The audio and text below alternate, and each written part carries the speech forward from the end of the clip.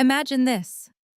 You're sitting in a two-Michelin-star restaurant, surrounded by 17 of your father's wealthy friends and business partners, and right in the middle of the main course, he stands up, points directly at your face, and declares, "You are a disgrace to this family." What would you do? Fight back? Walk out? Or sit quietly and smile?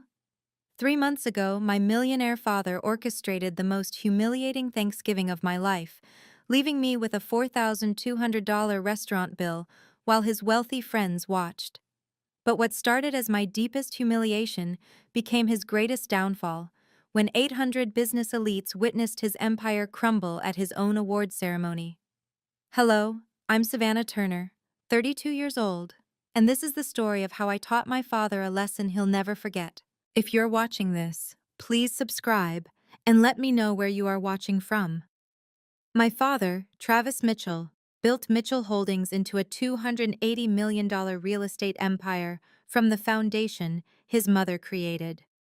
To the Boston business community, he was a visionary. To his family, he was a tyrant who measured love in dollar signs. I'd been the family disappointment for exactly 8 years, since the day I turned down the CFO position at his company to teach third grade at Whitmore Academy. My salary? $65,000 a year. My brother Marcus's salary as vice president? $2.3 million plus bonuses that could buy my entire apartment building. "You have a Harvard MBA," Travis reminded me at every family gathering, his voice dripping with disgust. "And you waste it teaching children how to count to 10? The comparisons were relentless. At my cousin's wedding, Marcus just closed a $50 million deal. Savannah taught kids about butterflies. At Christmas dinner, Marcus bought a house in Beacon Hill. Savannah still rents. At my mother's birthday, at least one of my children understands ambition. Each insult was delivered with surgical precision, always in front of an audience. Travis didn't just want to hurt me. He wanted witnesses to my inadequacy. I'd learned to count the minutes at family events. On average, it took 12 minutes before someone mentioned my modest lifestyle, 15 before the salary comparisons began, and 20 before Travis delivered his signature line, "I didn't raise you to be ordinary." But here's what Travis never understood. I wasn't ordinary. I was patient. And for the past 6 months, I'd been documenting everything, every insult, every humiliation, every cruel comparison. My laptop held a folder labeled simply "Insurance," containing 247 files that would soon rewrite our family's entire story. The pattern of emotional abuse stretched back years, each incident carefully orchestrated for maximum damage. On my 30th birthday, Travis handed me a check for $50,000 in front of 40 guests. "For your new life," he announced. "All you have to do is quit teaching and join the family business where you belong." When I tore it up, he told everyone I was too proud to accept help from family. Christmas 2022 was particularly brutal. Travis introduced me to his new business partners as "my daughter," the one who chose poverty over prosperity. He actually used those words. Marcus stood there, uncomfortable but silent, wearing his $5,000 suit, while I stood in my Target dress, feeling like a charity case at my own family celebration. The invitation to this year's Thanksgiving dinner arrived via email with a postscript that made my stomach turn. "Dress appropriately this time. Try not to embarrass me in front of the Harrisons. They're considering a $30 million investment." So why did I still go? Why subject myself to another round of public humiliation? Because Linda Mitchell, my mother, had sent a separate text at 2 a.m. "Please come, sweetheart. It's getting worse. I need you there." And because my therapist had said something that finally clicked, "You keep going back hoping he'll change. But what if you went back to document who he really is?" October had marked a turning point. I'd started saving every email, recording conversations when legally allowed, screenshotting text messages. Travis's cruelty had become so routine, he'd gotten sloppy. He never imagined his disappointment daughter was building a case that would destroy everything he'd built on the backs of others. October 15th changed everything. While helping my mother with Travis's home office computer, he demanded she digitize old tax documents. I noticed discrepancies in the Q3 financial reports, numbers that didn't add up, transfers to offshore accounts labeled as consulting fees. My Harvard MBA might have been wasted on teaching, but I still knew fraud when I saw it. That same week, Rebecca Smith, Travis's executive assistant, sent me a text that made my hands shake. "We need to talk. Away from the office. It's about your father and things you need to know." We met at a Starbucks in Cambridge. Rebecca, usually so polished and professional, looked exhausted. "I've worked for your father for 4 years," she began, sliding a USB drive across the table. "I can't do it anymore. But I can't just quit either. He knows things about my family, threatens to destroy my career if I leave." The USB contained emails, recorded conversations, and photos that painted a picture of a man who wasn't just cruel to his family. He was corrupt to his core. Tax evasion totaling $3.2 million, forged signatures on contracts, and evidence of an affair that had been going on for 2 years, complete with company funds used for business trips to the Bahamas. "Why are you giving this to me?" I asked. "Because you're the only one who might actually do something with it," Rebecca replied. "Marcus won't. He's too dependent on the company. Your mother won't. She's too scared. But you've already lost everything he could take from you. That makes you dangerous." I looked at the USB drive, this tiny object that could topple an empire. 8 years of being called worthless, and I was about to prove my worth in a way Travis never saw coming. The cost of staying silent had been mounting for years, measured not just in dollars, but in damaged souls. My therapy bills alone totaled $12,000 over 3 years. Dr. Martinez had diagnosed me with complex PTSD from chronic emotional abuse. "Family trauma is particularly insidious," she'd explained, "because it comes from people who are supposed to love you unconditionally." My mother, Linda, had developed severe depression, though she hid it behind perfect makeup and designer clothes. I'd found her prescription bottles hidden in the guest bathroom. Xanax, Ambien, Prozac.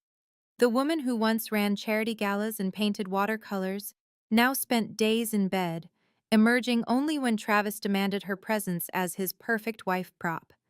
Marcus, my once sweet little brother, had started mimicking Travis's behavior. Last month, he'd berated a junior employee until she cried, then bragged about it at Sunday dinner. "You have to show them who's boss," he'd said, sounding exactly like our father. His wife Sarah had pulled me aside afterward. "I don't recognize him anymore. He's becoming Travis 2.0. But the worst part was watching it affect the next generation. Marcus's children, 7-year-old Emma and 5-year-old James, had started showing signs of anxiety. Emma had told me, "Grandpa says I'm smart like Uncle Marcus, not dreamy like Auntie Sav." She'd said it like it was a compliment, not understanding the poison in those words. "Boundaries aren't punishment," Dr. Martinez had told me in our last session. "They're self-defense. And sometimes, protecting yourself means protecting others too." But there was something worse coming. Something that would make staying silent impossible. Travis was planning to cut me out of the family entirely, and the clock was ticking. November 1st, I saw it with my own eyes.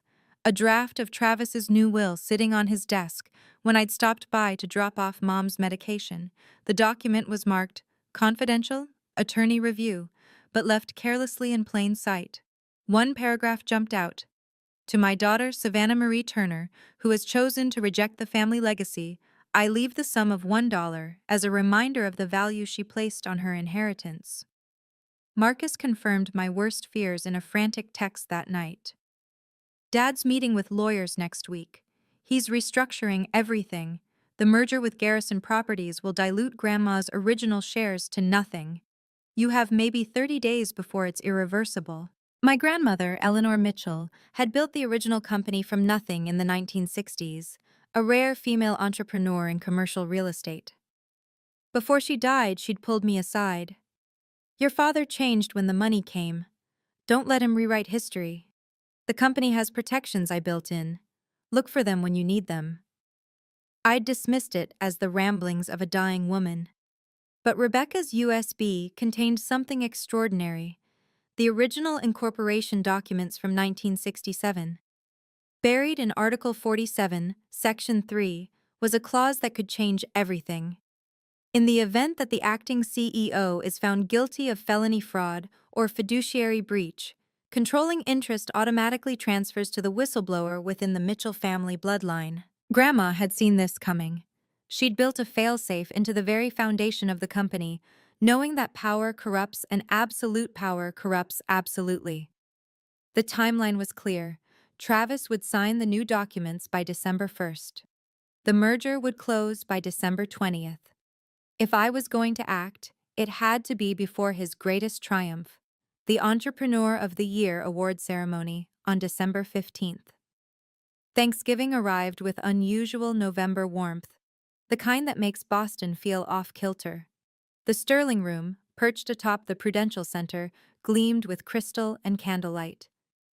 I arrived at 6:30 p.m. sharp, wearing my best dress, a 3-year-old Ann Taylor piece that had cost me 2 weeks of groceries. "Finally," Travis announced to the room as I entered. "I was beginning to think you'd gotten lost, though I suppose teachers don't often dine at Michelin-starred establishments." 17 faces turned to stare. The Harrisons, potential investors worth $400 million. The Weatherbys from Travis's country club. 3 couples I didn't recognize, all dripping in jewelry that cost more than my annual salary. Marcus caught my eye and subtly shook his head.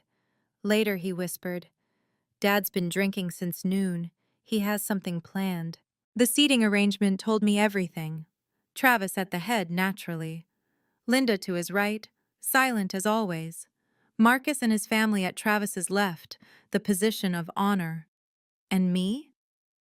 At the far end, wedged between the bathroom door and a service station, like an afterthought who'd wandered into the wrong party. "Before we begin," Travis stood, raising his glass, "I want to make some toasts." The room quieted. This was Travis Mitchell in his element, commanding attention, controlling the narrative. "To my son Marcus," he began, "who just closed the waterfront development deal. 40 million in pure profit. That's what a Mitchell does. We build empires, not sandcastles." Everyone clapped. Marcus looked uncomfortable. "To my beautiful wife Linda, who understands that a woman's greatest achievement is supporting her husband's vision." Mom's smile was plastic, practiced. Then Travis turned to me, and his eyes held something cruel. "And now," Travis's voice carried across the elegant dining room, "we come to Savannah." The pause stretched like a taut wire. 17 pairs of eyes swiveled between us. Someone's fork clinked against china. 32 years old, unmarried, no children, teaching 8-year-olds their ABCs for, what is it now, 65,000 a year? He laughed, a sound like breaking glass. "I've spent more than that on a watch." Mrs. Harrison shifted uncomfortably. Her husband studied his wine. "You know what the real tragedy is?" Travis continued, warming to his theme. "She could have been somebody. Harvard MBA, top of her class.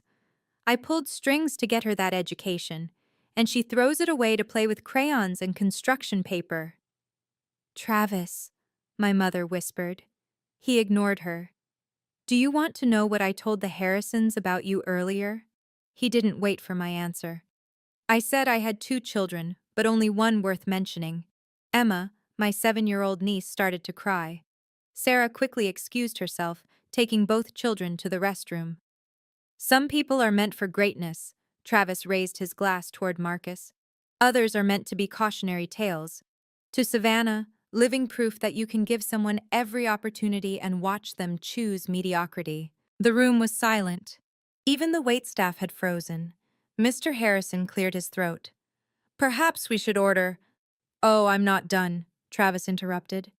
"You see, Savannah thinks she's better than us, more noble, more pure. She thinks teaching children makes her some kind of saint. But saints don't mooch off their families. Saints don't show up to dinner they can't afford." My hands were steady as I reached for my water glass. Inside, I was calculating. Every word was being recorded by my phone in my purse. Travis picked up the leather-bound menu and threw it at me. It hit the table in front of me with a sharp slap that made everyone flinch. You want to know what you are, Savannah? You're a disgrace to the Mitchell name, a complete and utter disappointment. Linda stood up. Travis, that's enough. Sit down, he roared. She sat. $40,000 a year for Harvard. 40,000 for 4 years, and this is what I get? A daughter who makes less than my gardener? He pulled out his wallet, extracted his black Amex, and slammed it on the table. Then, dramatically, he picked it back up. Actually, no. You want to be independent? You want to pretend you don't need the family money?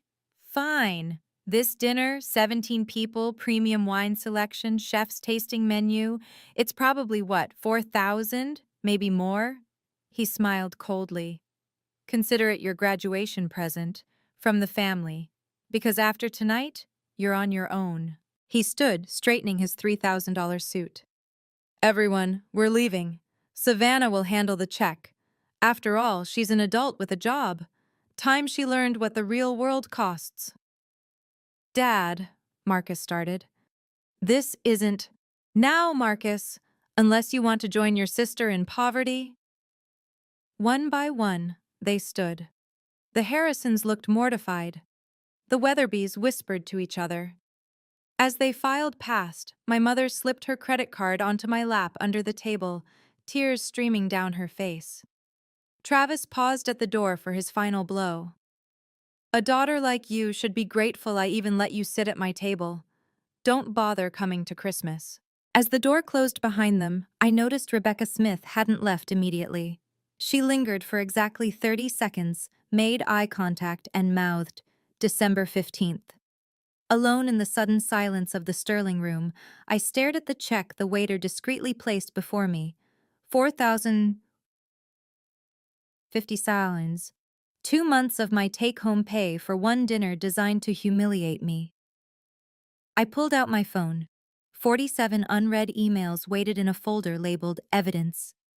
Each one meticulously forwarded from Rebecca over the past 6 months. Contracts with forged signatures. Invoices for services never rendered. Wire transfers to accounts in the Cayman Islands. A new text appeared from Eleanor Hayes, senior partner at Sterling & Associates. Saw the video Sarah posted before she deleted it. Documentation ready whenever you are. Say when. Eleanor had been my study partner at Harvard, now one of Boston's top corporate attorneys. When I'd approached her in October with my suspicions, she'd reviewed everything pro bono. This isn't just fraud, Savannah. This is RICO-level corruption. Your father built his empire on criminal foundations. I opened my laptop, connecting to the restaurant's Wi-Fi. The folder called Insurance contained everything. 247 files organized into subfolders. Tax evasion, fraud, embezzlement, witness testimony.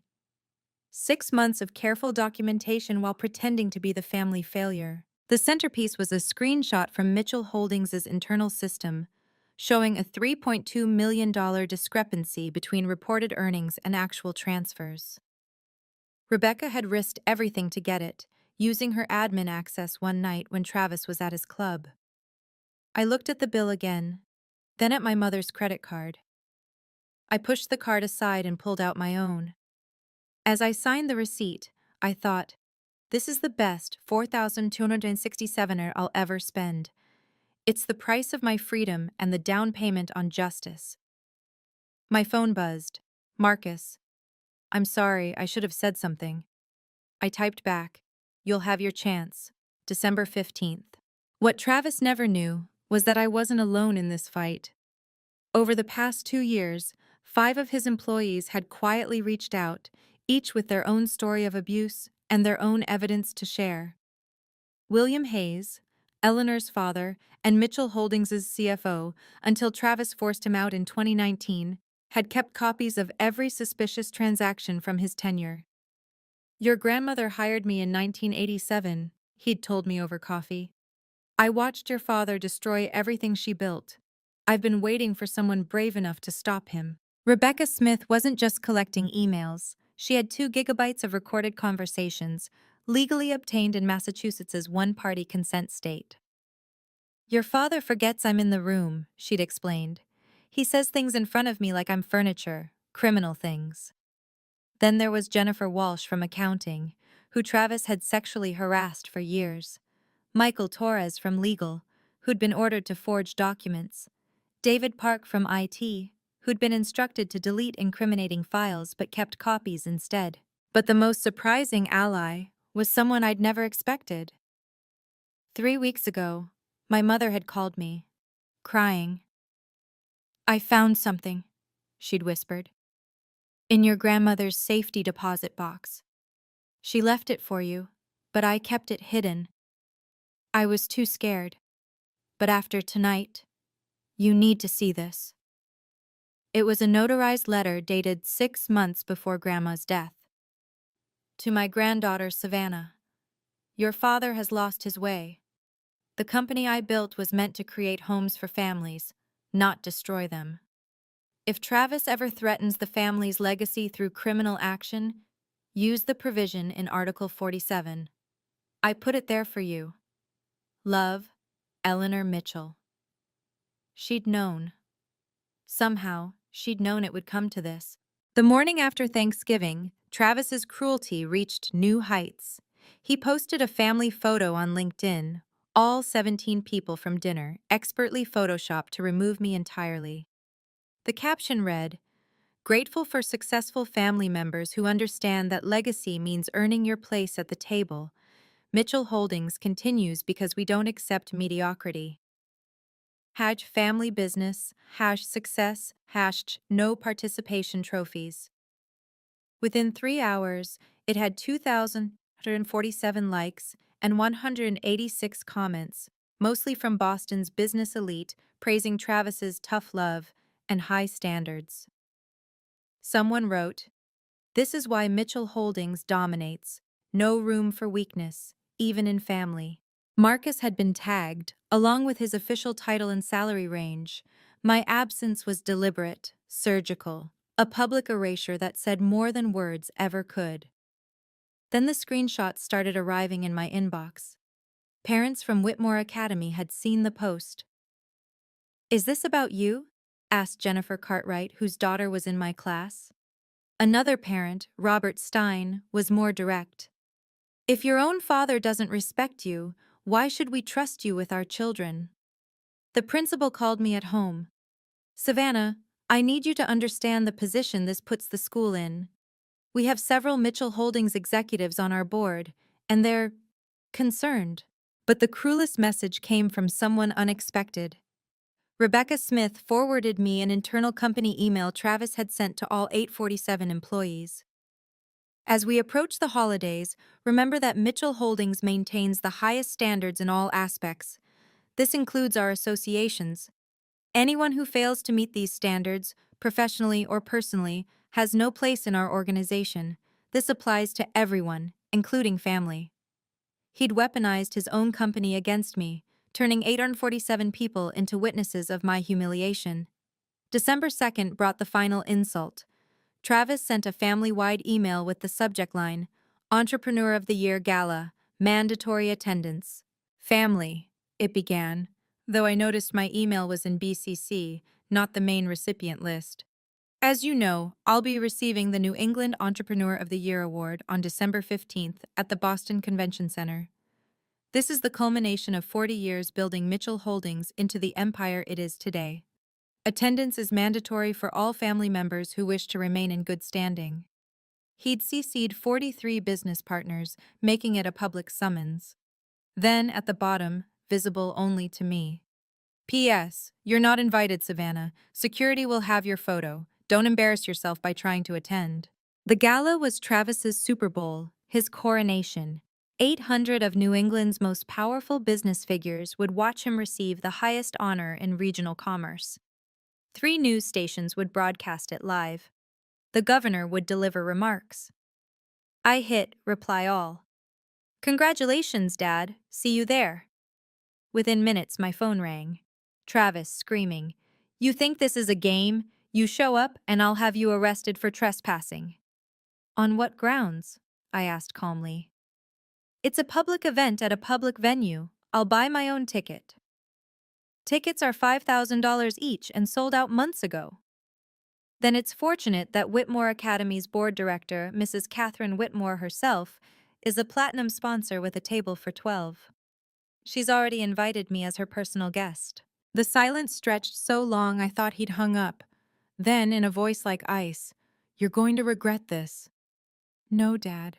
For the first time in my life, I don't think I will." December 7th, I sat in the conference room of Sterling and Associates, surrounded by evidence that could destroy an empire. Eleanor Hayes had assembled a team of 3 attorneys, all working pro bono, after reviewing the documentation.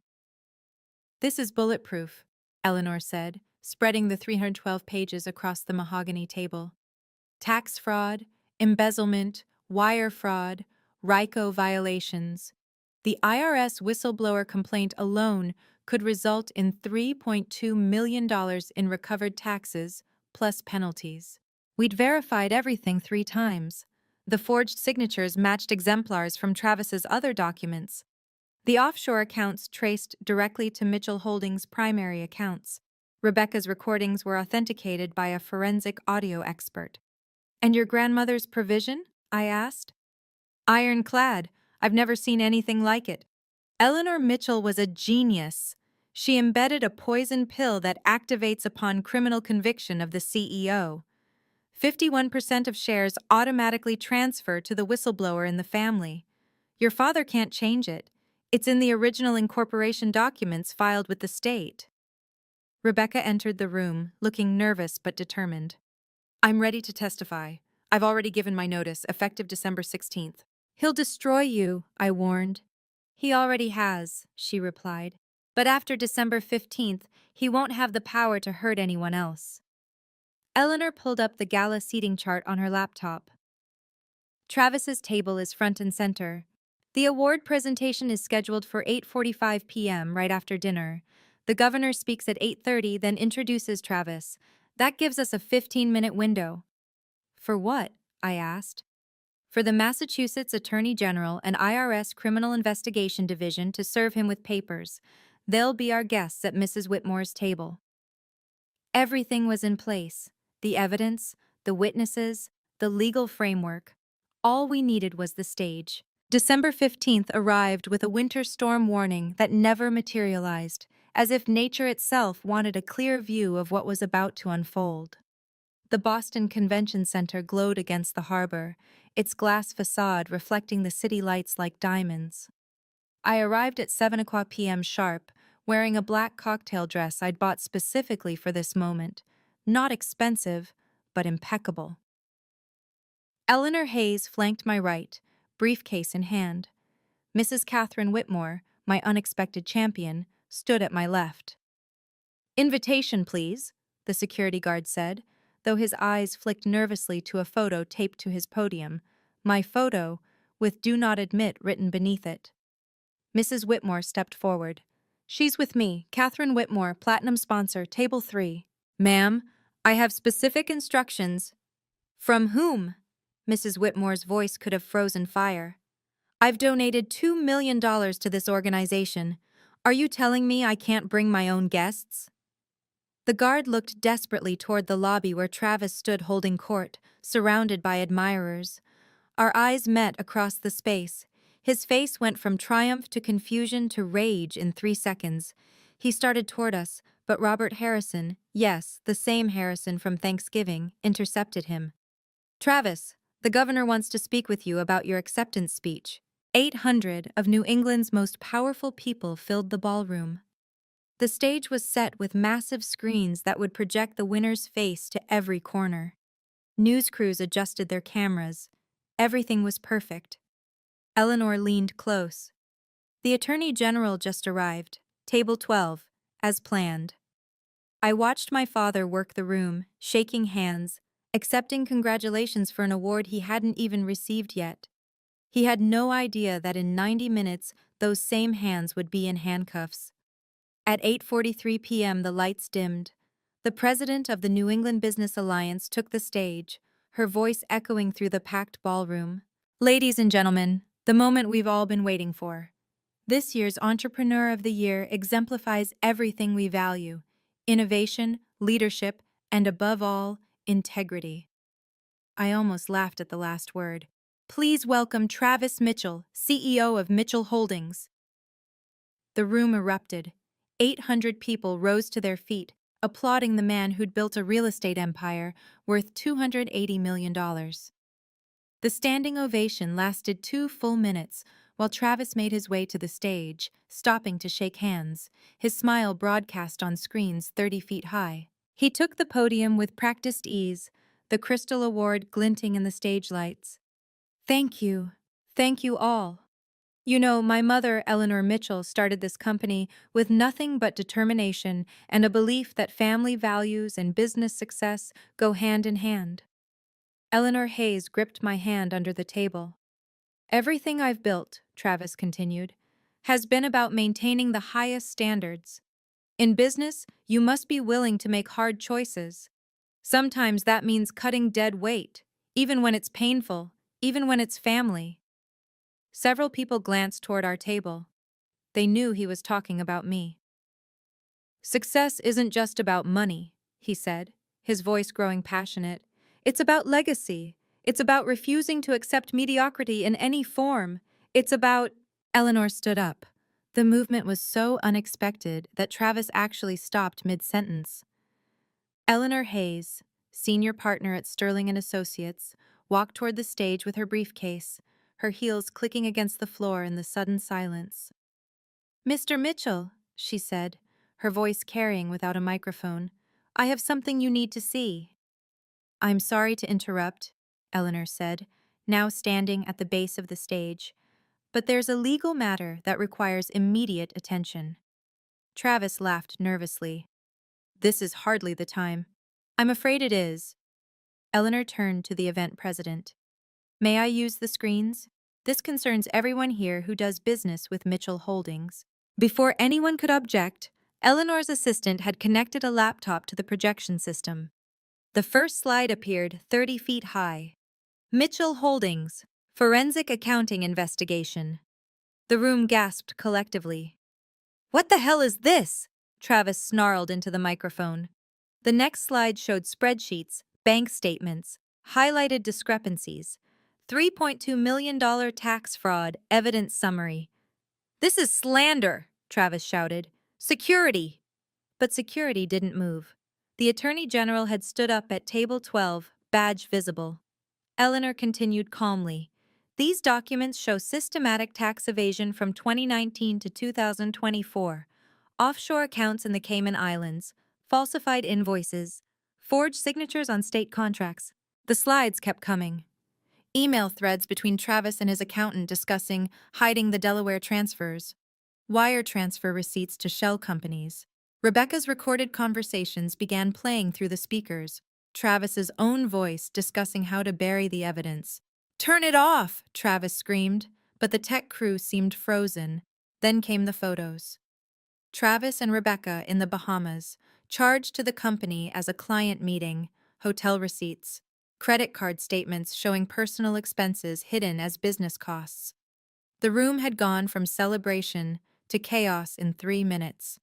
News cameras swung toward the screen, broadcasting the evidence live. Phones came out as 800 business leaders documented the collapse of Travis Mitchell. "IRS Criminal Investigation Division," a voice announced from the back. "Mr. Mitchell, please step down from the stage." Travis tried to run, but there was nowhere to go. The stage had only one exit, and 2 IRS agents now stood there, badges displayed. The cameras kept rolling, broadcasting his panic to 3 local news stations. Eleanor clicked to the next slide. "Violation of fiduciary duty, Article 47, Section 3, Mitchell Holdings Incorporation documents." My grandmother's provision appeared on screen, highlighted in yellow.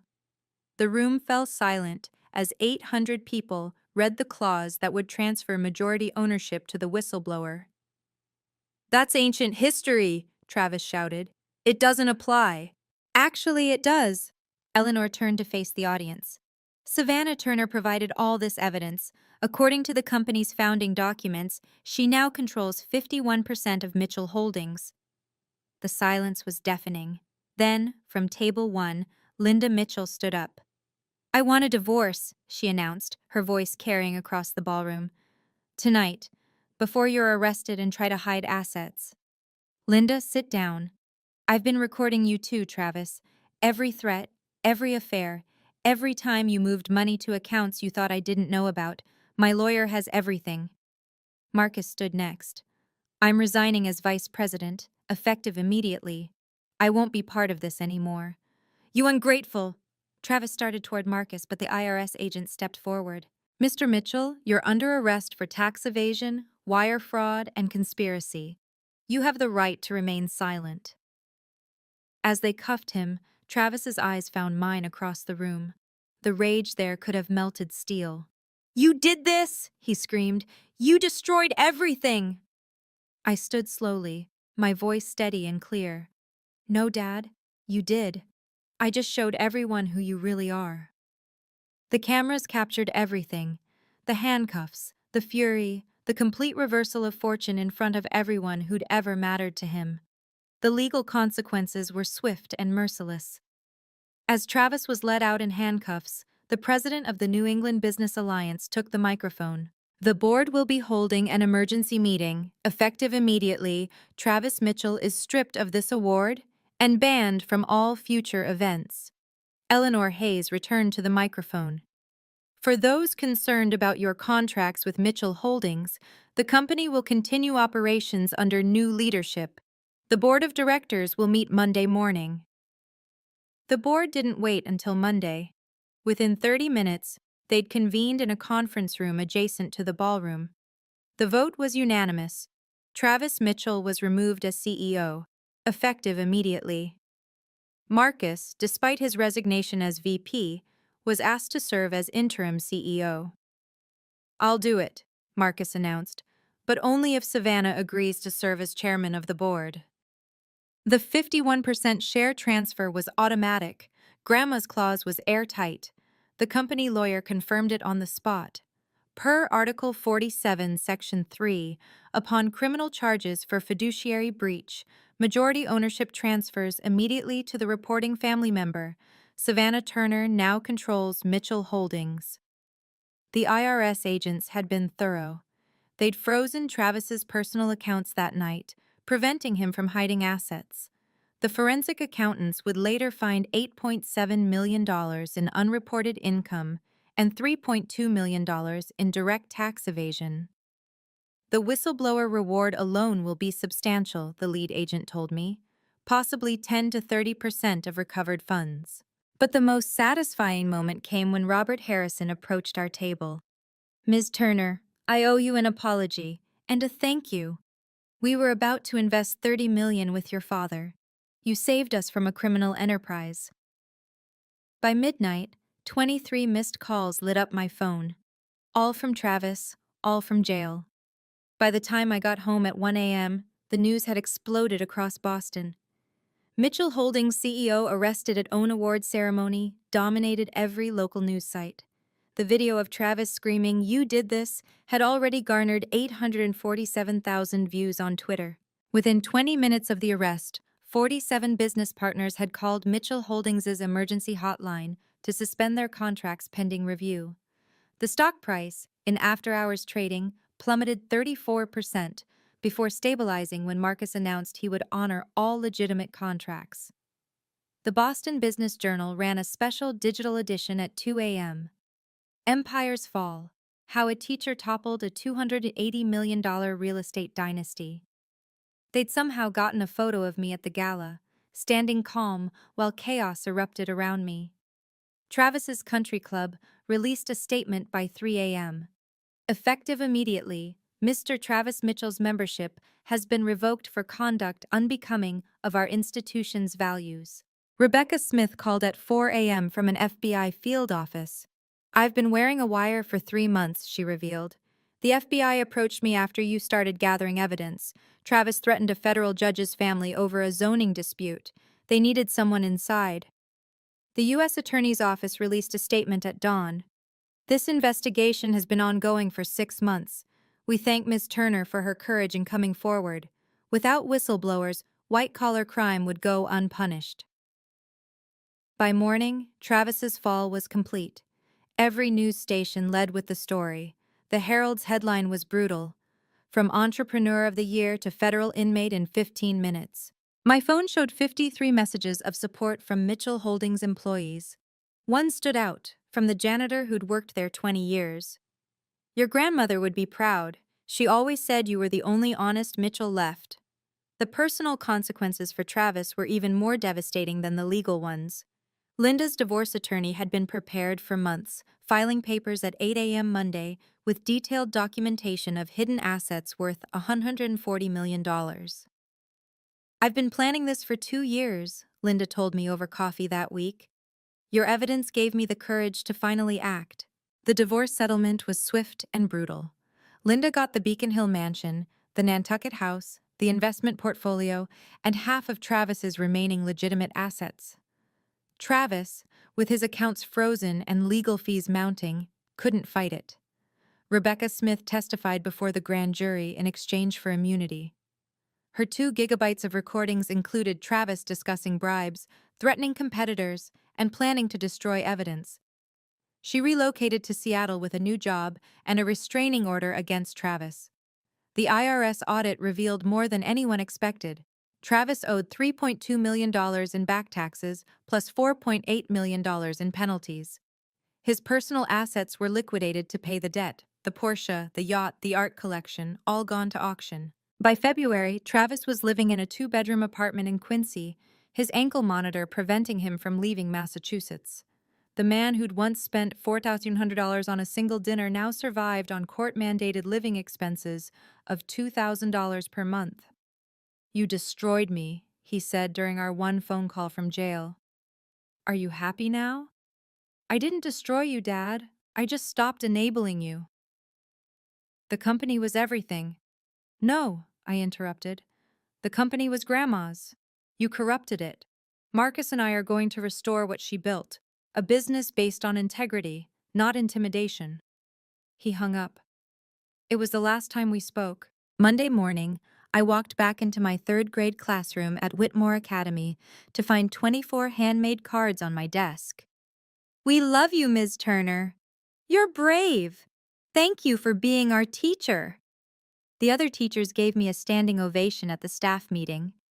You stood up to a bully, said Mrs. Chen, the kindergarten teacher. That's what we teach our kids to do. The principal called me into her office. 3 Fortune 500 companies have called asking if you'd consider executive positions. The lowest offer was $500,000 per year. And I told them Savannah Turner is exactly where she belongs, teaching children the values that really matter. I'd already made my decision. With my 51% ownership of Mitchell Holdings now worth approximately $142 million, I could do anything.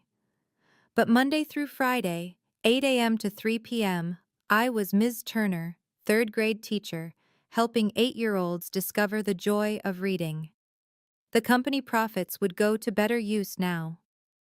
I established the Eleanor Mitchell Education Foundation with an initial endowment of $50 million. Every teacher in Massachusetts could apply for classroom grants. No more spending personal money on supplies.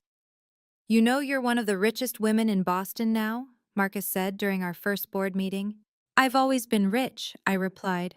I had a grandmother who loved me, students who need me, and the courage to stand up for what's right. Dad never understood that wealth isn't measured in dollars. The Whitmore parents who'd questioned my competence after Travis's LinkedIn post, they personally apologized. Robert Stein donated $100,000 to my foundation. Your father was wrong, he said. You're not a disgrace, you're an inspiration. The family transformation was remarkable to witness. Marcus implemented sweeping changes at Mitchell Holdings within the first month. Ethical business practices, employee profit sharing, and a zero-tolerance policy for harassment. Employee satisfaction scores jumped 67% in 6 months. I spent years becoming him, Marcus told me during a family dinner, one where Travis was notably absent.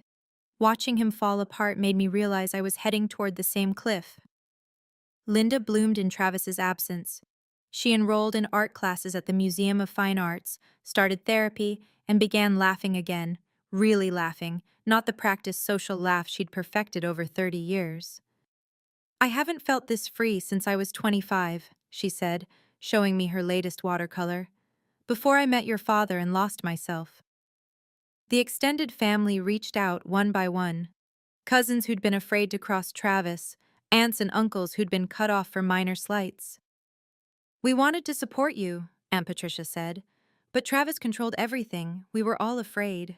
Family dinners resumed, but now they were potlucks at Marcus's house, with kids running around and genuine conversation replacing Travis's monologues about success.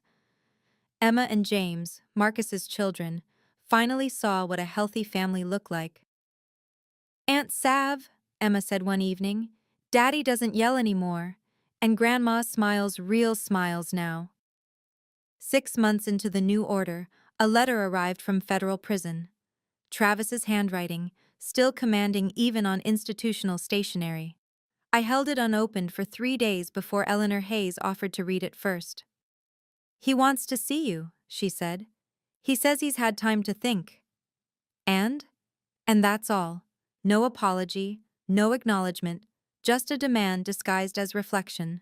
I filed the letter with the others, 17 in total, all unopened except the first. 6 months after the gala, Mitchell Holdings had transformed completely. Marcus proved to be the CEO the company needed, ethical, innovative, and collaborative. The company's reputation recovered, then soared. We landed 3 major city contracts specifically because clients trusted our new leadership. Revenue is up 12%, Marcus reported at our quarterly board meeting, but more importantly, we haven't had a single ethics complaint. Employee turnover dropped to nearly zero. The anonymous surveys showed something remarkable. People actually loved working for Mitchell Holdings now. It's like a completely different company, one employee wrote. We can finally be proud of where we work. I established the Savannah Turner Scholarship Fund, providing full Harvard tuition for teachers pursuing advanced degrees. The first recipient was a kindergarten teacher from Roxbury who wanted her MBA to start an education nonprofit. Travis was sentenced to 3 years in minimum security federal prison, with possibility of parole in 18 months. The judge called his crimes a betrayal of business ethics and family trust on a staggering scale. The company therapist we'd hired for employees revealed something interesting. 15 people have come forward with stories of Travis's abuse over the years. You weren't just saving yourself, you saved all of them too. My therapy sessions with Dr. Martinez took on a different tone. You're not trying to survive anymore, she observed. You're learning how to thrive. The $4,200 restaurant receipt sat framed in my home office, a reminder of the night everything changed. Below it, I'd added a plaque. The cost of freedom is always worth paying. But the biggest change was internal. For the first time in my life, I didn't wake up dreading family obligations or questioning my worth. I'd chosen myself, and that choice had rippled outward, freeing everyone Travis had trapped in his toxic orbit.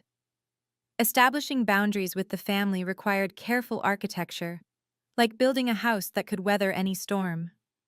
I wrote them down, had them notarized, and sent copies to every family member. First, no discussion of salaries, net worth, or financial comparisons at family gatherings. We measure success by happiness, not bank accounts, the document stated. Second, every career choice deserves respect. Whether you're a CEO or a teacher, a doctor or an artist, your worth isn't determined by your paycheck. Third, public humiliation results in immediate exclusion from family events. No exceptions, no second chances in the same year. Fourth, participation in family therapy was mandatory for anyone wanting access to family trust funds. Healing isn't optional, I explained. It's the price of admission to our new family culture. Fifth, children would be protected from adult conflicts. No more using them as pawns or exposing them to toxic dynamics. The response was mixed but telling. Marcus embraced every rule. Linda cried with relief. Some cousins pushed back. "This feels controlling," one said. "No," I replied. "Controlling was Travis demanding we all worship his success. This is protective. There's a difference." Uncle Richard, Travis's brother, surprised everyone by saying, "I've waited 40 years for someone to stand up to him." These rules should have existed when Mom was alive. The monthly family therapy sessions, led by Dr. Patricia Reeves, became sacred time. Even skeptics admitted they felt safer with professional guidance navigating our complex dynamics. "Boundaries aren't walls," Dr. Reeves explained to the group. "They're property lines. They tell people where they can and cannot step. Savannah hasn't locked you out. She's shown you how to enter respectfully." 3 months in, even the resistors had come around. The family was smaller. Some chose Travis's side, but it was healthier. Looking back, the math was simple and devastating. The cost of standing up to Travis, one $4,200 restaurant bill, 6 months of secret evidence gathering, and the complete destruction of a relationship that had been toxic from the start. What I gained: freedom from emotional terrorism, $142 million in company ownership, respect from 800 business leaders who witnessed my courage, and most importantly, the knowledge that my worth was never dependent on Travis's approval. What I lost: nothing of value. The father who'd humiliated me wasn't worth keeping. The family members who chose his side were revealing their own character, not judging mine. What I found: a mother who could finally breathe, a brother who remembered how to be kind, nieces and nephews who would grow up without fear, and a community of supporters I never knew existed. The lesson was crystalline. Sometimes burning bridges doesn't leave you stranded, it lights the path forward. Every relationship Travis had torched in his pursuit of dominance became a beacon guiding me toward justice. I kept his final voicemail, sent the day before his sentencing. "You may have won this round, but you'll never be anything more than a teacher. You'll never be what I was." He was right. I would never be what he was: a criminal, an abuser, a man so empty that he needed to destroy others to feel powerful. I would be what Grandma Eleanor had been: honest, principled, and brave enough to stand against tyranny, even when it wore a familiar face. Every Thanksgiving since, our smaller, healthier family raises a toast to boundaries, to truth, and to choosing ourselves. The $4,200 receipt hangs in my office, not as a symbol of humiliation, but as proof of purchase for the most valuable thing I ever bought: my freedom. To everyone watching who recognizes themselves in this story, who sits at family dinners counting the insults, who's been told they're not enough by people who should love them unconditionally, I need you to hear this. Your worth is not negotiable. Boundaries aren't about punishment. They're about protection. When I cut Travis out of my life, I wasn't being cruel. I was being clear. Some people earn access to your life through respect and love. Others forfeit it through abuse and manipulation. Family doesn't exempt anyone from basic human decency. You don't owe loyalty to people who publicly humiliate you. You don't owe forgiveness to those who never apologize. You don't owe access to anyone who treats your presence like a burden and your absence like a victory. It's never too late to choose yourself. I was 32 when I finally stood up to Travis. Some of you might be 22, some 62. The age doesn't matter. The courage does. Document everything. Build your support network. Find your Eleanor Hayes, that one friend who believes you deserve better. Trust that when you finally stand up, others will stand with you. I discovered 15 employees who'd been waiting for someone to go first. Maybe you'll be that person for someone else. The path isn't easy. There will be moments when you question everything, when the familiar dysfunction seems easier than the unknown freedom. Push through. The other side of fear isn't emptiness, it's peace. That receipt for $4,200? It wasn't the bill for a dinner. It was the price of admission to my new life. And honestly, it was a bargain. Your story might not end with millions of dollars or public vindication, but it can end with something priceless: the knowledge that you chose yourself when it mattered most. If this story resonated with you, please share it with someone who needs to hear that it's okay to set boundaries with toxic family. Subscribe to follow more stories about finding your worth and standing in your truth. Drop a comment below about your own boundary setting victories. Your courage might inspire someone else to choose themselves. And remember, you don't owe anyone access to your life who doesn't respect your worth. Until next time, choose yourself.